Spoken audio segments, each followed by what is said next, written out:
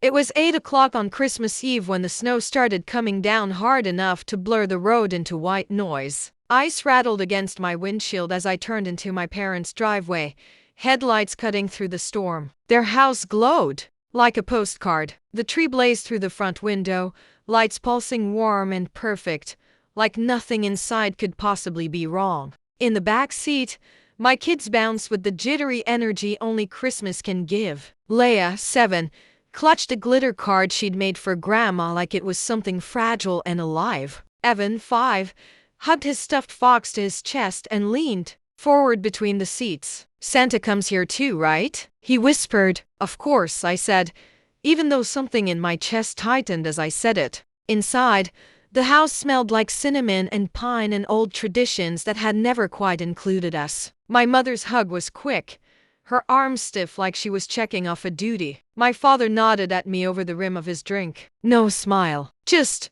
acknowledgement. My sister Kara lounged on the couch, wine glass balanced in one hand, phone in the other. Her daughter June was already on the floor by the tree, tearing into presents like she was racing a clock. Wrapping paper flew. A tablet appeared, then headphones. June never once looked up. Leia skipped toward the tree, hopeful and polite, and tugged gently on my mother's sleeve. "Grandma," she asked, her voice bright, "where are ours?" My mother didn't answer right away. Her eyes slid past the tree, past me, and landed somewhere in the air where the adults were watching. When she spoke, her voice was flat, sharp as a door slamming shut. "Your children aren't important enough for gifts this year." The room went hollow. Evan's face crumpled instantly. His breath hitched, then broke into a loud, helpless sob. Leia didn't cry right away. She froze, her glitter card bent in her fist as tears filled her eyes without sound,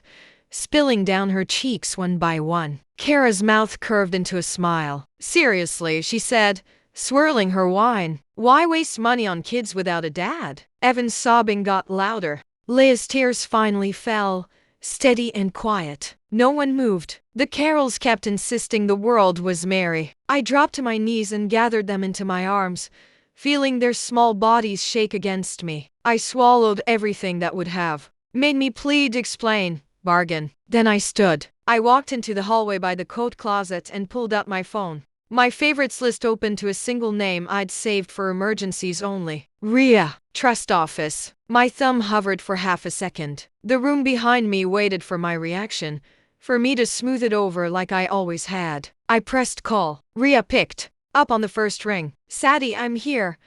I walked back into the living room so everyone could hear. Evan's sobs had shrunk to hiccups against my shoulder. Leia held my wrist like an anchor. Kara watched me with a grin that said she expected me to fold. My mother stood rigid, already preparing to blame me. I raised the phone and said the 4 words I'd practiced all week. "Cancel every transfer now."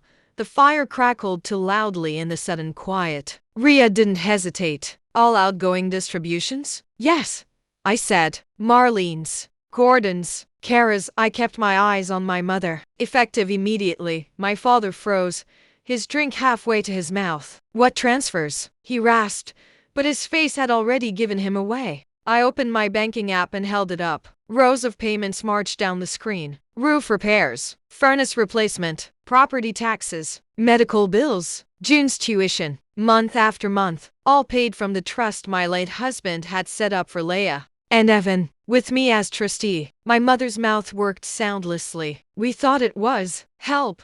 "It was," I said. "Mine." Kara sprang to her feet. "You can't do this." "June's school, tell them what you told my kids," I said, my voice flat. "That some children matter more." Ria's voice came through the phone. "I'll send written confirmation within 48 hours. Do it," I said, and ended the call. My mother reached for my sleeve. I stepped back and slipped Leia's crumpled card into my coat pocket. "Shoe on," I told my kids. "We're leaving."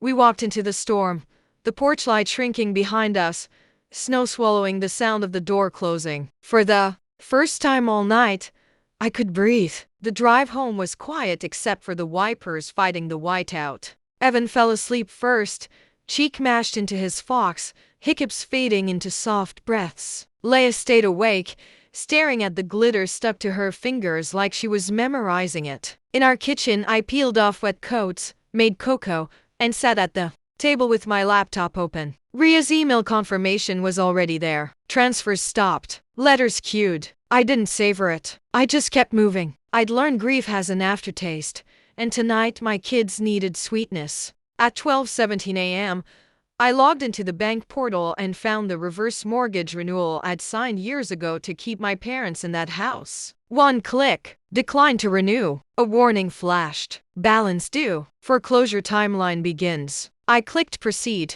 My hand didn't shake until afterward. Christmas morning, my phone lit up like a siren. My mother sobbing. My father raging. Kara bargaining for June. I silenced it, turned the screen face down, and pulled out the stockings I'd hidden behind the laundry basket. Evan squealed at the Lego set. Leia laughed when a snow globe spilled glitter the way her card had. Are we still loved? She asked, voice small. I knelt and tucked her hair behind her ear. More than anything, I said, and meant it so hard it hurt. By New Year's, the pleading turned to accusations. By March, a thin envelope arrived. Apologies written in shaky ink. Promises. Requests to just see them once. I read it on the porch while my kids built a lopsided snowman and felt nothing that required an answer. That night, we hung Leia's card on our own tree, right in the center, and the house finally smelled like peace.